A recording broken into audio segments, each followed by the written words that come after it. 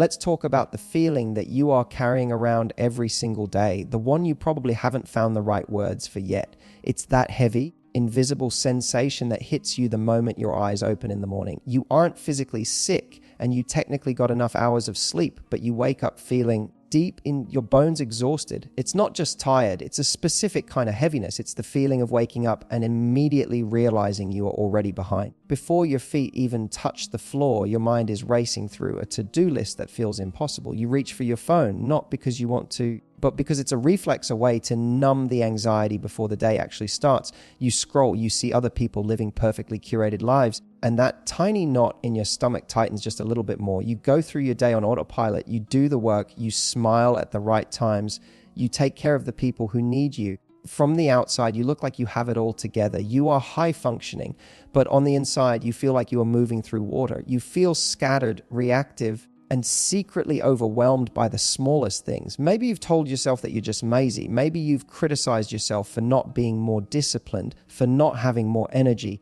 for not being the happy, glowing woman you used to be. But I need you to listen to me very closely right now. You are not lazy. You are not broken.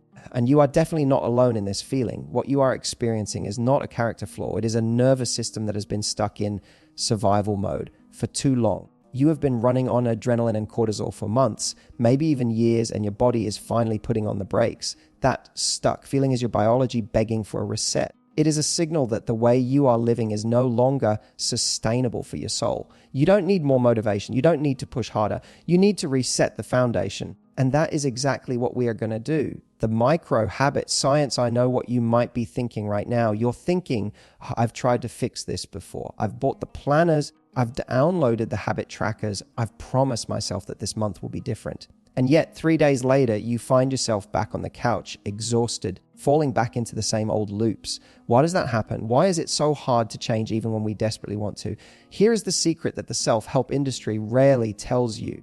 Your brain hates drastic change. When you try to overhaul your entire life overnight, when you say, starting Monday, I'm going to wake up at 5 a.m., run 3 miles, eat only kale, and meditate for an hour, your brain interprets that as a threat. It triggers a stress response.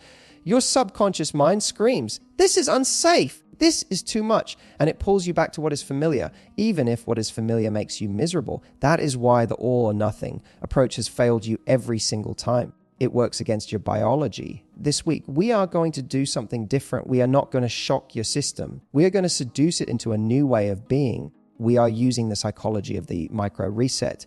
Think of your brain like a computer that has too many tabs open. It's overheating, the fan is whirring loudly, it's freezing up. You don't fix that computer by smashing the keyboard or downloading 10 new programs. You fix it by closing the tabs. You fix it by hitting restart. The next 7 days are not about adding more to your plate. We are not adding more pressure, more rules, or more shoulds. We are subtracting. We are going to strip away the noise, the digital clutter, the physical tension, and the mental fog. We are going to gently peel back the layers of stress that have accumulated over your natural personality. We aren't trying to change who you are. We are trying to reveal who you are when you aren't exhausted. The woman you want to be, the one who is calm, present, and magnetic is already there. She is just buried under a mountain of cheap dopamine and cortisol. We are simply going to dig her out. The 7-day promise. So what does this journey look like? I have designed this protocol to move through the layers of your existence, starting from the inside and working our way out. We aren't just guessing here. We are following a specific architectural path to rebuilding your peace. Tomorrow, on day 1, we start with the mind. We are going to tackle the dopamine addiction that keeps you paralyzed and scrolling. On day 2, we move into the body. We will release the trauma and tension stored in your hips and shoulders so you can physically feel lighter. On day 3, we look at your environment. We will clear the physical blocks in your home that are secretly draining your energy. On day 4, we focus on nourishment, not just food, but how you treat yourself. On day 5, we audit your relationships and boundaries. On day 6, we reclaim your rest. And finally, on day 7, we integrate everything into a new identity. I want you to make a promise to yourself right now, not to me, but to the future version of you. Promise that you will stay for this. Promise that you will give yourself this 1 week. By this time next week, you won't just think differently. You will physically feel different. Your shoulders will be 2 inches lower. That tightness in your chest will have unraveled. You will wake up with clarity instead of dread. You don't have to do it perfectly. You just have to start. Are you ready to meet the version of you that is waiting on the other side? Let's begin with day one. That day one, the dopamine detox, mental clarity, the overstimulated brain. Welcome to day one. Today, we are tackling the single biggest thief of your joy, your time, and your peace of mind. We are talking about the supercomputer in your pocket. You probably already know that you spend too much time on your phone. You see the screen time on reports. You feel that twitch in your hand when you haven't checked it in 20 minutes. But I want to move past the shame of being addicted and look at the biology of what is actually happening to you. Every time you unlock your screen, your brain receives a hit of dopamine. It's the same chemical release you get from eating sugar or gambling. But here is the problem. Modern apps are engineered to be bottomless. They are designed to keep that dopamine loop open forever. When you start your day by scrolling, you are essentially frying your dopamine receptors before you've even brushed your teeth. You are flooding your brain with high-intensity, low-effort stimulation. You see a tragedy in the news, a friend's engagement photo, then a cooking video, then an advertisement for skincare, all in the span of 10 seconds. Your brain was not evolved to process this much conflicting emotional information at this speed. It creates a state of background alarm. You might not feel panic, but your nervous system is vibrating at a low frequency of stress. This is why you feel wired but tired. This is why you can't focus on reading a book for more than 2 pages. This is why you feel a phantom sense of anxiety when there is a lull in conversation. You are treating your phone like a digital pacifier. Whenever you feel a moment of boredom or sadness, or even just a pause in your day, you reach for the screen to numb the sensation.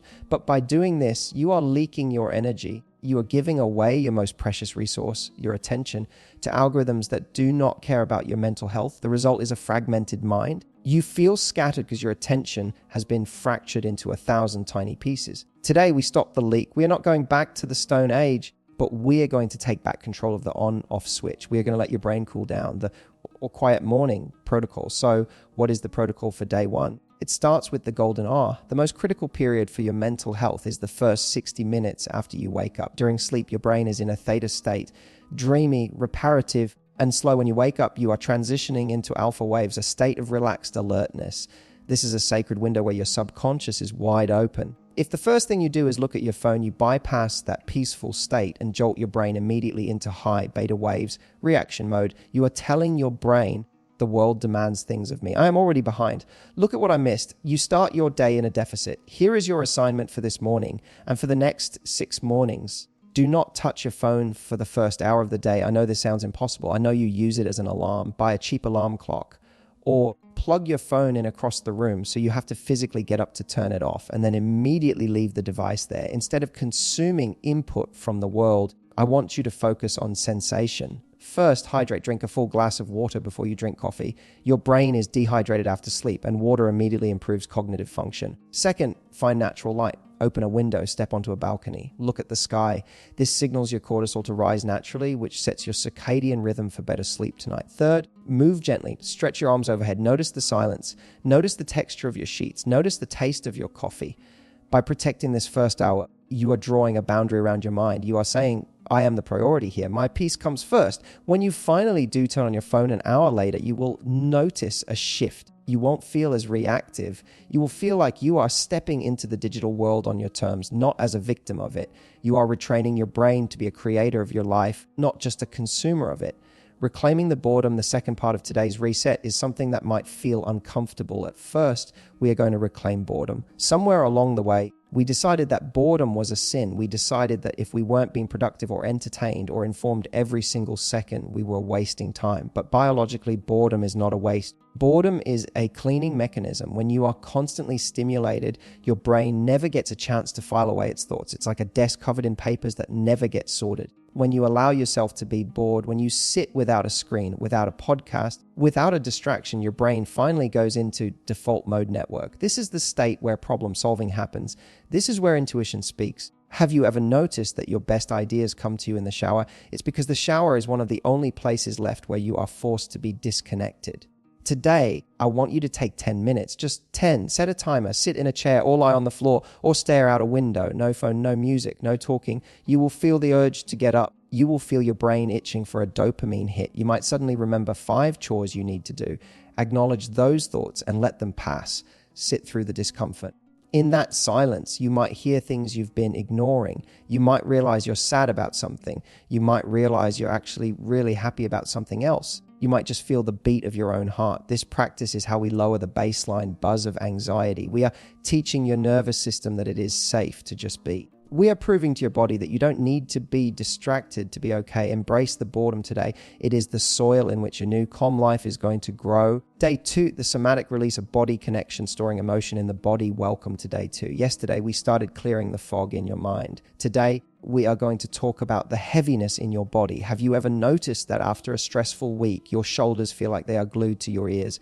Or that when you are anxious, you get a tightness in your stomach or a pain in your lower back, or perhaps you clench your jaw while you sleep, waking up with a headache before the day has even begun. We tend to think of our emotions as invisible things that live in our heads. We think stress is just a thought, but biologically, an emotion is a chemical event. It is a cascade of peptides and hormones, cortisol, adrenaline, norepinephrine flooding your system. In nature, when an animal feels stress, like a gazelle running from a lion, it uses up those chemicals by running. It expends energy. But in our modern lives, our stresses are different. We aren't running from lions. We are sitting in traffic, or sitting at a desk reading a passive-aggressive email, or sitting on the couch scrolling through bad news. We are stressed, but we are sedentary. So where does that chemical energy go? It doesn't just disappear. It gets trapped. It settles into your fascia, your muscles, and your joints. We literally store our unspoken words in our tight jaws. We store our burdens and responsibilities in our rock-hard shoulders. And most significantly for women, we store our fear, trauma, and emotional safety in our hips. The psoas muscle, the deep hip flexor, is often called the muscle of the soul. It is directly linked to your fight or flight response. When you feel unsafe or overwhelmed, this muscle tightens to curl you into a protective fetal ball. If you are chronically stressed, your hips are chronically tight, locking you into a physical state of fear even when you are mentally trying to relax. This is why talk therapy sometimes isn't enough. You can't think your way out of a body that is frozen in survival mode. You have to move it out. Today, we shift our perspective on movement. We are not exercising to burn calories. We are not exercising to shrink ourselves or to look good in a dress. We are moving to wring out the emotional sponge. We are moving to evict the trauma that has overstayed its welcome in your tissues. The 20-minute shake out. So how do we release this stored energy? We look to nature. If you have ever watched a dog get spooked or have a stressful encounter with another dog, notice what they do immediately afterward. They shake, tremble their entire body from nose to tail for a few seconds, and then they trot away happy and completely reset. They have literally shaken off the adrenaline spike so it doesn't become a permanent trauma. Humans have forgotten how to do this. We hold it in. Today, your habit reset is to relearn the art of the shake out. I don't want you to go to the gym today. I don't want you to count reps. I want you to put on a song that feels tribal or drum, heavy, or just something that makes you want to move. And for 20 minutes, I want you to shake. Start with your feet, bounce on your heels, let the vibration travel up your legs. Then shake your hands, flap them loosely like they don't have bones. Let your shoulders drop and bounce. Let your head roll gently. It is going to feel silly at first. Your brain will say, this is ridiculous. Do it anyway. As you shake, use the power of visualization. Imagine that you are physically flicking off the expectations of others. Flick off the stress of your job. Shake out the argument you had last week. Imagine that gray, stagnant energy is flying off your fingertips and dissolving into the air. This is called somatic release. You are manually completing the stress cycle. You are signaling to your nervous system, the danger is over. We survived. We can let go now. You might find that emotions come up. You might start laughing, or you might suddenly burst into tears. Let them come. That is the release happening. By the end of 20 minutes, you won't just feel worked out. You will feel spacious. You will feel a buzzing sensation in your limbs.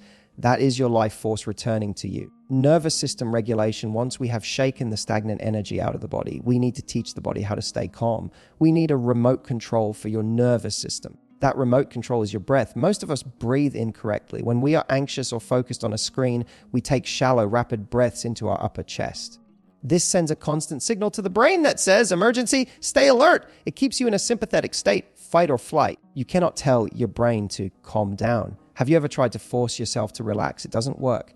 But you can use your body to force your brain to switch gears. The tool I want you to learn today is called the physiological sigh. It is the fastest way to reduce cortisol in real time. It acts like a kill switch for anxiety. Here is how you do it. Take a deep inhale through your nose. Then at the very top of that inhale, take one more tiny, sharp inhale to fully inflate the sacs in your lungs. Then exhale slowly and fully through your mouth, making a soft sighing sound. Inhale, top up inhale, long, long exhale. Why does this work? That second inhale pops open the alveoli, the tiny air sacs in your lungs that collapse when we are stressed, and the long exhale signals the vagus nerve to slow down your heart rate. I want you to practice this today, not just when you are stressed, but as a preventative measure. Do 3 rounds of this before you open your email. Do 3 rounds while you are sitting in traffic. Do 3 rounds before you walk into your house after work. You are training your nervous system to return to baseline. You are widening your window of tolerance. When you master your breath, you become dangerous, not because you are aggressive, but because you are unshakable. A woman who can regulate her own nervous system is a woman who cannot be controlled by chaos. So for day 2, move the energy out and breathe the peace in. Your body is the vessel for your new life. Treat it with reverence. Day 3, the sanctuary sweeps the environment. Your room is your mind. Welcome to day 3. We have quieted the mind and we have shaken out the body. Now we must turn our eyes outward. We need to talk about the space in which you exist. There is a saying in psychology, your outer world is a reflection of your inner world. But the reverse is also true. Your outer world dictates your inner world. If you are waking up every morning to a pile of laundry on the chair, a nightstand covered in receipts and old water cups, and a bathroom counter exploding with products you don't use, you are setting yourself up for anxiety before your feet even hit the floor. This isn't about being tidy or being a perfect housewife. This is about neurology. Your brain is constantly scanning your environment for threats and tasks. When your eyes land on a cluttered surface, your brain registers unfinished. It registers chaos. Even if you aren't consciously thinking about the mess, your subconscious is processing it. It is running a background application that drains your battery. Visual clutter increases cortisol levels, specifically in women. A study by UCLA found that women who described their homes as cluttered or home finished had significantly flatter diurnal slopes of cortisol, meaning their stress levels stayed high all day and didn't drop off at night for sleep. When you live in chaos, you feel chaotic, you feel scattered, you feel like you can never quite catch up. Today, we are going to change the function of your home. We are going to stop treating your house like a storage unit for your stuff and start treating it like a sanctuary for your soul. We are going to lower the volume of the visual noise around you. I don't want you to clean the whole house today. That is a recipe for burnout. I want you to look at your space through the lens of energy. Does this room give me energy or does it take it away? Today, we stop the drain, the energy drain audit. Step 2 of today's reset is the energy drain audit. We all have items in our homes that are not neutral. They are emotionally charged, and often that charge is negative. I want you to think about the clothes hanging in your closet right now. How many of them actually fit the body you have today? How many of them are gold, jeans from 5 years ago? How many are items you bought because they were on sale, but you feel slightly insecure every time you put them on? Every time you open your closet and see clothes that don't fit, you are subtly bullying yourself. You are starting your day with a reminder of what you are not. That is an energy drain. What about the broken things? The chipped mug you keep using, the toaster that only works if you wiggle the handle, the drawer full of dead batteries and cords for electronics you don't even own anymore. These things seem small, but they are microaggressions against your own peace.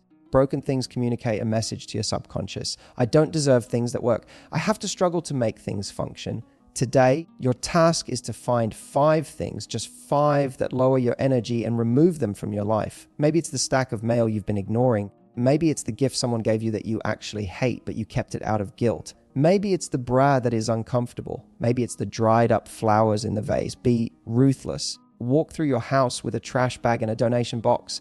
Ask yourself, does this item support the woman I am becoming? Or does it anchor me to a version of myself I'm trying to outgrow?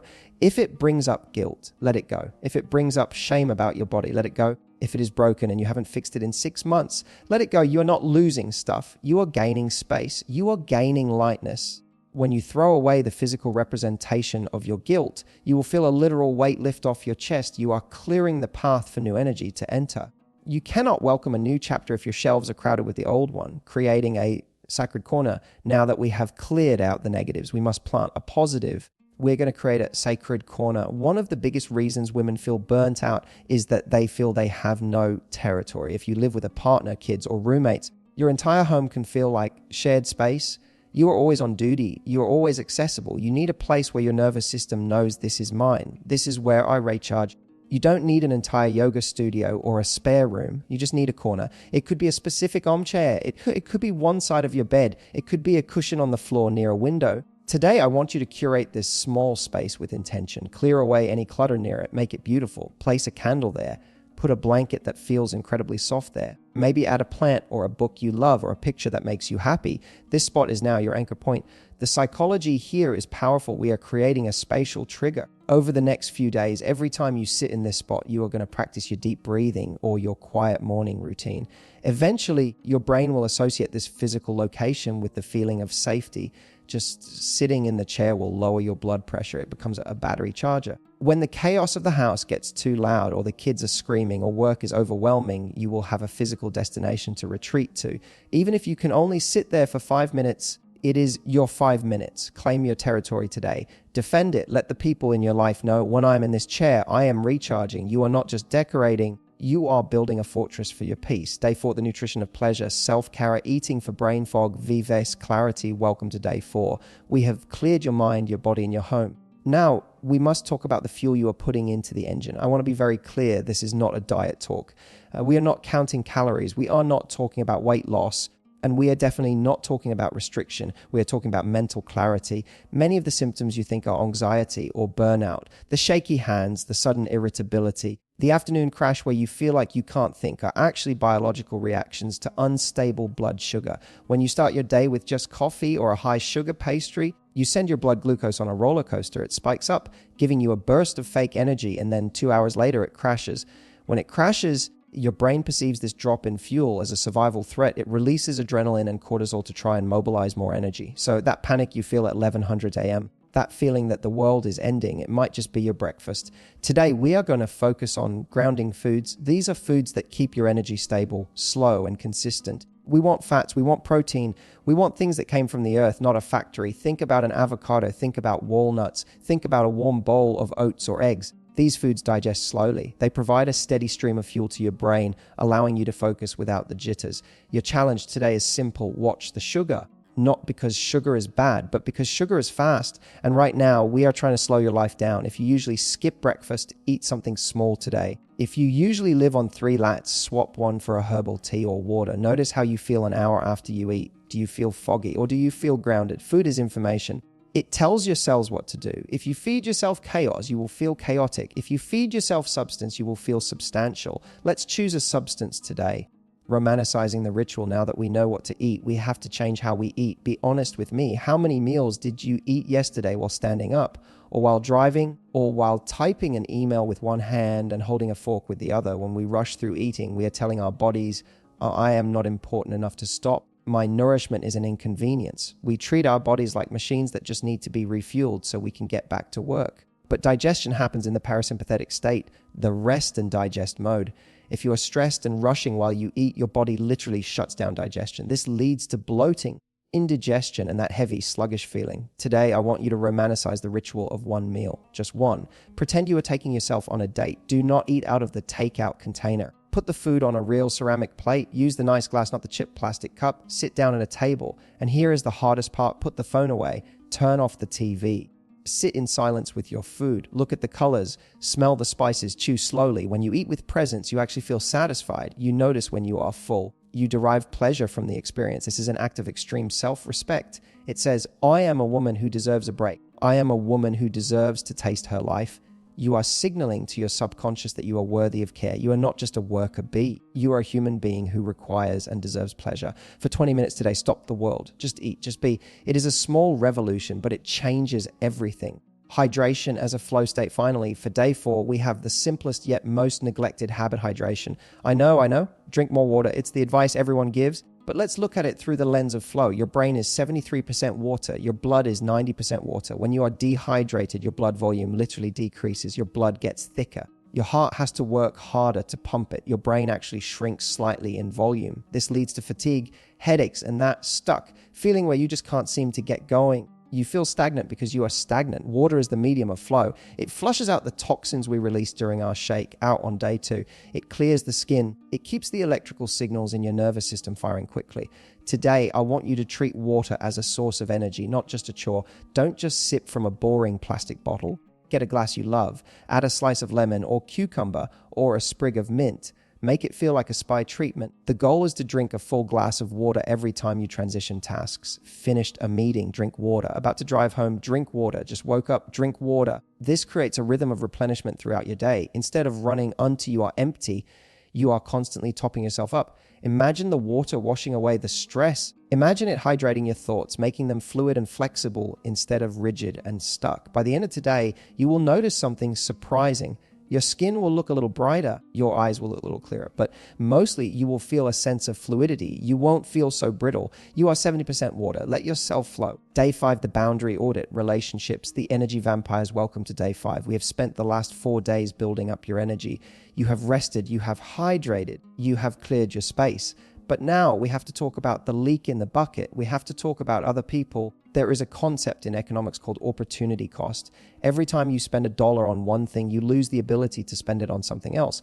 Your energy works the exact same way. Every hour you give to a friend who only calls to complain, or to a family member who demands your emotional labor, is an hour you are stealing from your own peace. I want you to be honest with yourself right now. Who are the people in your life who leave you feeling exhausted? You know exactly who I am talking about. It's the friend who treats you like an unpaid therapist but never asks how you are doing. It's the relative who makes passive-aggressive comments about your life choices.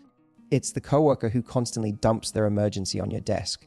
We call these people energy vampires. And the harsh truth is they are often the people we love the most. As women, we are conditioned from childhood to be good. We are taught that being a good woman means being endlessly available, endlessly patient, and endlessly self-sacrificing. We are taught that saying no is rude. So we give away our energy until we are hollowed out shells, and then we wonder why we are so tired. But here is the psychology behind it. People treat you the way you teach them to treat you. If you pick up the phone every single time they call, even when you are busy, you have taught them that your time has no value. If you listen to their drama for hours without setting a limit, you have taught them that you are an emotional dumping ground. Today we are doing an audit. I want you to look at your calendar and your text messages. Identify the interactions that make your stomach tighten. Identify the people who make you feel heavy. You don't have to cut them out of your life completely. That is too drastic for a reset. But you do need to restrict their access. You need to realize that your energy is a finite resource. You only have 100% battery each day. If you give 40% of it to someone who doesn't respect you, you have nothing left for your dreams, your health, or your family. You are not being mean by protecting your energy. You are being responsible. You cannot pour from an empty cup, and you certainly cannot heal while you are bleeding out emotionally. The art of the soft no, identifying the energy drain, is step 1. Step 2 is plug in the hole. This brings us to the most powerful skill a woman can master. Soft no. Many of us are terrified of saying no because we think it has to be a confrontation. We think a no sounds like, I don't like you, go away. So instead, we say yes when we mean no, and then we resent the person later. But a soft no is different. It is graceful, it is firm, and it requires zero apology. Your challenge today is to decline one invitation or request that you do not want to do. It could be a dinner plan you're dreading, a volunteer shift you don't have time for, or simply a phone call you don't have the bandwidth to take. Here are the scripts I want you to use. Memorize them. Script number 1, for the invitation you don't want to accept. Thank you so much for thinking of me. I'm focusing on some personal rest right now, so I won't be able to make it. Have a wonderful time. Notice what isn't there. No lie about being sick. No over-explanation, just gratitude's boundary for wishes. Script number 2, for the person who wants to pick your brain or dump emotion on you. I'd love to support you, but I'm at capacity this week and can't give this the attention it deserves. Let's catch up when I have more bandwidth. This is respectful. It says, I care about you enough to not give you a half-distracted version of myself. Script number 3, the delay tactic. Let me check my energy levels and get back to you.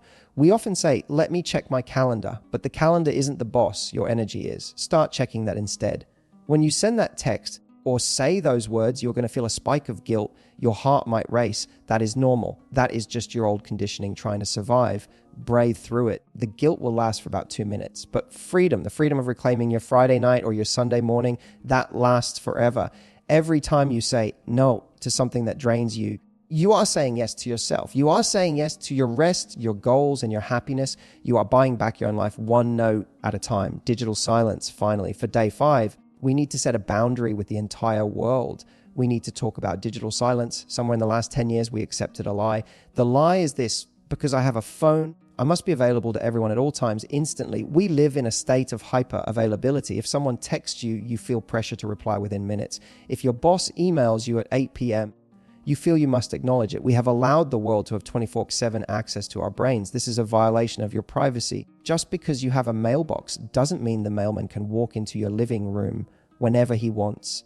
Just because you have a phone doesn't mean the world owns your attention. Your accessibility is a privilege, not a right. Today, I want you to use the do not disturb feature, not just while you sleep, but while you are awake. Choose a 3-hour block today, maybe from 6 p.m. to 9 p.m. or a chunk of your workday. Turn on do not disturb. This stops notifications from lighting up your screen. It stops the buzzing. It stops the dopamine loop. Tell your family or close friends, I am going offline for a few hours to recharge, and then put the phone in a drawer. What happens next is magic. You will suddenly realize how much of your stress was just the anticipation of interruption. When you know the phone won't ring, your nervous system finally fully exhales. You can read a book without looking up. You can watch a movie without dual screening. You can have a conversation without glancing at your wrist. You are retraining people to understand that you are not on call. You are teaching them that your response time is not instantaneous.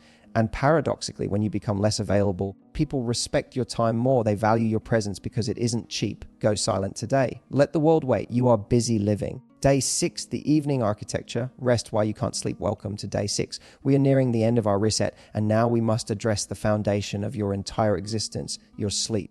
But I am not here to tell you to get 8 hours. You already know that. I am here to tell you why you won't let yourself get 8 hours. There is a phenomenon in psychology called revenge bedtime procrastination. It is the behavior of people with high-stress jobs or busy lives who refuse to go to sleep early, even when they are exhausted. Instead, they stay up until 200 a.m. watching shows they don't like or scrolling through feeds they don't care about. Why do we do this? It isn't because we aren't tired. We are exhausted. We do it because the night is the only time of day that belongs to us. During the day, your time belongs to your boss. It belongs to your kids. It belongs to your partner. It belongs to the chores. You have zero agency. So when the house finally gets quiet, your brain rebels. It says, I am not going to sleep yet. I need to feel like I have a life. I need to claim some freedom. Staying up late is your subconscious way of taking revenge on a schedule that leaves no room for you. It is a desperate grasp for control. But here is the tragedy that freedom you are claiming at 100 a.m. is low quality freedom. It is zombie freedom. You aren't writing a novel or painting a masterpiece. You are numbly consuming content. And the price you pay is that the next day you are even more tired, even less resilient, and even more likely to lose control again. It is a cycle of self-sabotage. To break this, we don't need more discipline. We need to give you your control back before midnight. If you build small pockets of pleasure into your day, like we did with the quiet morning and the sacred corner, your brain won't feel so starved for freedom at night. You won't need to stay up late to prove you exist. You will be able to sleep because you will feel satisfied with your day. Brain dump technique. Once we understand the psychology of why we stay up, we need to deal with the mechanics of the racing mind. You know the feeling. You finally lay your head on the pillow, ready to rest, and suddenly your brain turns on a spotlight. Did I reply to that email? I need to buy detergent. I forgot to sign the permission slip. What if I fail that presentation next week? This happens because of something called the Zeigarnik effect. This psychological principle states that the brain remembers uncompleted tasks better than completed ones. Your brain keeps these open loops active in your working memory because it is afraid you will forget them. It is trying to help you, but it is keeping you awake. You cannot think your way to silence. You have to offload the data tonight, at least 1 hour before bed. I want you to do a brain dump. Take a physical piece of paper and a pen, not your phone.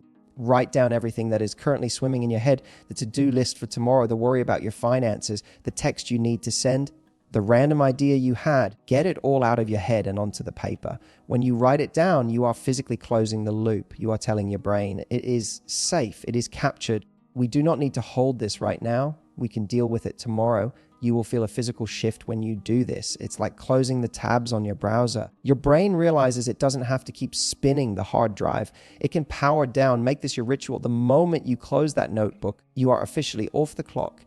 You are no longer the manager of your life. You are just a human body ready to rest. The paper will worry about tomorrow for you. The sensory win. Down now that the mind is empty, we must prepare the environment for the transition. We need to build a bridge between the high alert energy of the day beta waves and the deep restorative energy of sleep delta waves. You cannot jump from 60 miles per hour to 0 in a second. You need a cool down lap. That is your sensory wind down. Your body is governed by light and temperature. When the sun goes down, your brain expects darkness to release melatonin. But if you have bright overhead LED lights on until 10:00 p.m., you are tricking your brain into thinking it is noon. You are blocking the sleep hormone. Tonight, create a sunset in your home. 1 hour before bed, turn off the big lights. Use lamps, candles. Use warm amber light. This visual cue tells your biology the day is done. Then engage the sense of touch. Wash your face, but don't just scrub and rush. Feel the warm water. Massage your skin. This isn't just hygiene. It is a ritual of washing away the energy of the world. You are taking off the mask you wore for everyone else. Lower the temperature in your room. Your body needs to drop its core temperature by a few degrees to initiate sleep. A cool room and a warm blanket is the perfect formula for hibernation. And finally, change your clothes. Do not sleep in the t-shirt you wore around the house. Put on designated sleepwear. It signals a change in state. When you climb into bed tonight, I want you to feel the sheets against your skin. Feel the weight of the blanket. Take a deep breath. You have permission to let go. The world will keep spinning without your help for the next 8 hours. You have done enough. You are enough. Close your eyes and let the drift take you. Day 7, the identity shift integration. You are not who you were last week. Welcome to day 7. Take a deep breath. You made it. Over the last week, we have dismantled the chaotic structures of your daily life and replaced them with pillars of peace. You have put down the phone. You have moved your body. You have cleared your home. You have set boundaries. You have slept. But today is the most dangerous day. Today is the day where most people say, that was a nice challenge, and then immediately slide back into their old lives on Monday morning. Why does that happen? It happens because they changed their actions, but they didn't change their identity. Behavioral psychology tells us that lasting change doesn't come from what you do, it comes from who you believe you are.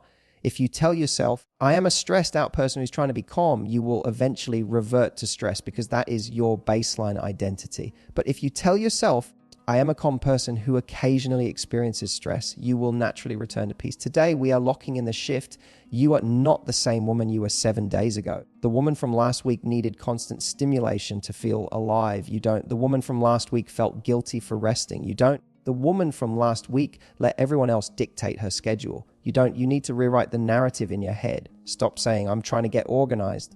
Start saying, I am an organized person. Stop saying, I hope I can sleep tonight. Start saying, my body knows how to rest. Your brain is a prediction engine. It tries to prove you right. If you identify as a victim of your schedule, your brain will look for evidence that you are oppressed. If you identify as the architect of your life, your brain will look for opportunities to build. This week wasn't a vacation from your real life. This is your real life now. The chaos was the anomaly. Peace is the standard. Wear this new identity like a coat that finally fits perfectly. You have outgrown the old one. Don't go digging in the trash to put it back on. The Sunday reset ritual. Now that we have established who you are, we need a system to protect her. Motivation gets you started, but systems keep you going. We are going to institute a permanent ritual in your life, the Sunday reset. Think of Sunday not as the end of the weekend, but as the prequel to your success. Sunday scaries. That dread you feel about Monday only exists when you feel unprepared. When you have a plan, anxiety is replaced by confidence. Your Sunday reset is a non-negotiable appointment with yourself. It doesn't have to take all day. It just needs 3 components. 1, clear the space. 2, clear the calendar. 3, clear the body. First, reset your physical environment. Do the laundry. Change your sheets. A woman who sleeps on fresh sheets on Sunday night wakes up feeling cared for on Monday morning. Reset your sacred corner. Clear the visual noise so your eyes can rest. Second, look at your week ahead. Where are the trap doors? Where are the days you know will be stressful? Decide now when you will rest. Schedule your do not disturb blocks before the emails start flying. Be proactive, not reactive. If you don't design your week, someone else will. Third, prepare your body. Buy the groceries for the grounding meals we talked about on day 4. Lay out your clothes. Take a long bath. When you do this, you are sending a powerful signal to your nervous system. We are safe. We are ready. There are no surprises. You are acting as your own parent. You are parenting yourself with kindness. Instead of waking up Monday morning in a panic, looking for keys and eating sugar, you wake up stepping into a life that has been prepared for you by you. This ritual is the anchor. No matter how crazy Wednesday gets, you know that Sunday is coming to bring you back to center. It is your weekly return to the sanctuary. Forgiving the slip-ups, I want to leave you with one final tool for your kit, and it is the most compassionate one, the permission to be imperfect. You are going to mess this up. There will be a day next week where you scroll on your phone for 2 hours. There will be a night where you revenge procrastinate until 100 a.m. There will be a day where you eat sugar for dinner and leave the house a mess. When this happens, and it will happen, you will stand at a crossroads. The old you would say, well, I ruined it. I fell off the wagon. I might as well give up. I'm just not disciplined enough. That is the perfectionist trap. It says that if you aren't 100%, you should be 0%. The new you, the integrated you, will handle it differently. You will look at the slip up and say, okay, that happened. I was stressed. I needed comfort. Now I reset. This is the never miss twice rule. If you miss your morning routine one day, that's fine. Just don't miss it 2 days in a row. If you have a chaotic afternoon Don't let it turn into a chaotic week. Resilience is not about never falling down. It is about how quickly you get back up. The goal of this reset was not to turn you into a robot who never feels lazy or sad. The goal was to give you the tools to notice when you are slipping and the power to pull yourself back. Be gentle with yourself. You are unlearning decades of conditioning. You are rewiring a brain that has been addicted to stress since you were a teenager. It takes time. So when do you slip? Forgive yourself immediately. Do not carry the guilt into the next hour. Guilt is just another heavy bag we are trying to put down. Wipe the slate clean. Take a physiological sigh. Drink a glass of water and you can always begin again. Future pacing, the compound effect of clarity. We have reached the end of our 7-day roadmap. But in reality, we have only just reached the starting line. I want you to close your eyes for a moment. I want you to imagine not just next week, but 6 months from now. Imagine that you have kept these promises to yourself, not perfectly, but consistently. Imagine that for the last 180 days, you didn't look at your phone for the first hour of the morning. Imagine that you have prioritized your sleep and protected your peace. What does that woman look like? She is not just less stressed. She is fundamentally different. Her skin is glowing because her cortisol levels have dropped and her inflammation has cooled. Her eyes are bright because she is hydrated and rested. But more importantly, look at her energy. She walks into a room and she doesn't vibrate with anxiety. She brings a stillness with her when a crisis happens at work. She doesn't panic, she breathes. She has a buffer zone between the stimulus and her response. When her family needs her, she is actually there, not just physically present while mentally scrolling through a to-do list, but deeply, soulfully present. This is the compound effect of clarity. Albert Einstein called compound interest the 8th wonder of the world. It applies to money, but it applies even more to your habits. One day of drinking water doesn't change much. One day of setting boundaries feels scary, but 6 months of it, it changes your entire trajectory. You are building a reputation with yourself. Every time you choose the quiet morning over the doom scroll, you are casting a vote for the woman you want to be. You are proving to your subconscious that you are safe, capable, and in control. People will start to ask you what changed. They will ask if you changed your diet or if you got a promotion or if you met someone, and you will smile because you will know the secret. You didn't change the world outside. You just stopped letting the world run you. You came home to yourself. Your new normal, as you step away from this video and back into your life, you are going to face resistance. The world is addicted to the hustle. The world loves a woman who is busy. Society applauds the woman who is exhausted, who does it all, who sacrifices her sanity on the altar of productivity. When you start saying no, when you start resting, when you start moving slower, people might try to pull you back. They might call you selfish. They might say you've changed. Let them. You have to accept a radical truth. Struggle is not a badge of honor. Burnout is not the price you have to pay to be a good woman. For too long, you have believed that you have to earn your rest. You believe that you could only sit down once every single chore was done and every single person was happy, but that day never comes. The list is never done. Your new normal is based on a different truth. You are worthy of simply because you exist. You deserve to feel the sun on your face. You deserve to eat a meal without rushing. You deserve to sleep until you are rested. You deserve to have thoughts in your head that are your own. This piece is your birthright. It was yours when you were a child. Before the world told you to hurry up, we are just reclaiming it. It might feel strange at first. Peace can actually feel boring to a nervous system that is addicted to chaos. You might find yourself waiting for the other shoe to drop. You might feel unproductive because your heart isn't racing. Trust the quiet. That boredom is actually healthy. That silence is the sound of your body healing. Lean into it. Defend it. Your peace is the most expensive thing you own. Don't let anyone buy it from you with cheap drama or false urgency. Final call to action. We have walked this path together. We have covered the mind, the body, the home, and the soul. But information alone does not change lives. Implementation does. This video is just a map. You are the one who has to walk the path. You are the one who has to wake up tomorrow morning and decide not to touch the phone. You are the one who has to shake out the tension. I want you to make a commitment right now, not to me, but to the sisterhood of women watching this who are also deciding to take their power back. If you are ready to start this 7-day reset, if you are ready to reclaim your mind and your peace, I want you to leave a comment down below. I want you to write 3 simple words. I am RESTing. Write it as a declaration. Write it to seal the pact. When you write it down, you stop being a passive viewer and you become an active participant. Read the other comments. A meaningful connection is realizing you are not the only one who has been tired. You are part of a movement of women who are waking up. And if this guide served you, if it gave you a moment of clarity in a chaotic world, please like this video and subscribe to the channel. By doing that, you are telling the algorithm and the universe that you want more peace, more depth, and more truth in your life. You are curating your own feed to be a place of healing. I am rooting for you. I know how heavy it has been, but I also know how light it is about to become. Go drink a glass of water. Go open a window. Your new life starts in the very next breath. I will see you in the next video.